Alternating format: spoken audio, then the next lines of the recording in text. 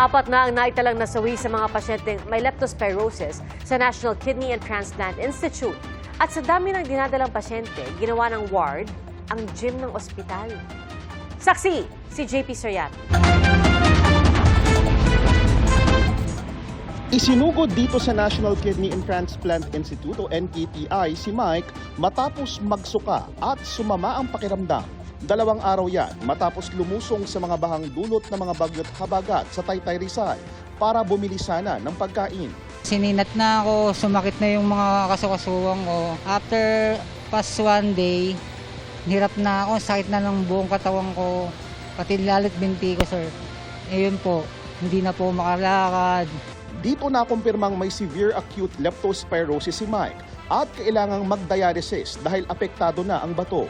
Isa lang siya sa may 50 may leptospirosis na naka-admit ngayon sa NKTI.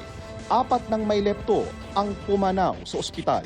Ayon sa pamunuan ng NKTI, dahil overcapacity na ang dami ng mga pasyenteng dinadala sa emergency room, kinonvert na rin nila ang kanilang wellness center o gym bilang isa sa mga ward nila. At narito po ngayon naghahalo ang mga pasyente ng iba't ibang sakit, pati na rin po yung mga pasyente ng leptospirosis.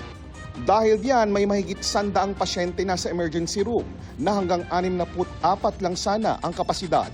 Ginawa na ring lepto ward ang gym ng ospital para sa mahigit 20 pasyente. Ang mga matitinding kaso nasa mga regular ward at ICU. Nang pumupunta sa amin dito sa institution namin, sa NKTI, ay mga malulubhang kaso ng leptospirosis na nangangailangan ng dialysis kasi pumapalya ang kanilang bato.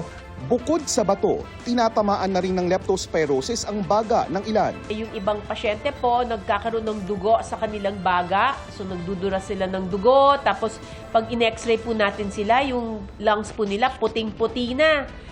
Ibig sabihin po, dumudugo talaga sa loob.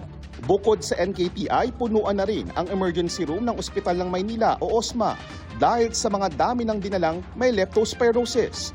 Pero ayon sa Department of Health, hindi bababa sa 15 pang DOH at GOCC hospitals ang kayang tumanggap ng lepto patients. Ang datos nga natin mula July 13 hanggang August 6, 2025 ay 1,272 cases nationwide. 45% na mas mababa sa naranasan natin na 2,000 cases noong parehong panahon nung nakaraang taon.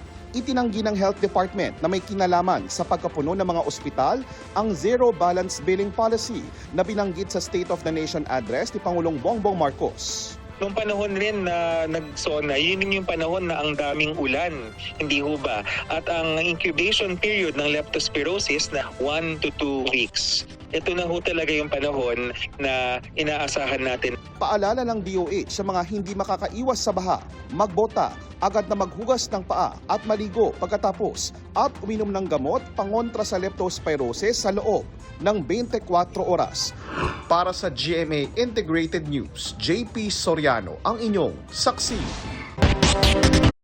Mga kapuso, maging una sa saksi. Mag-subscribe sa GMA Integrated News sa YouTube para sa iba't ibang balita.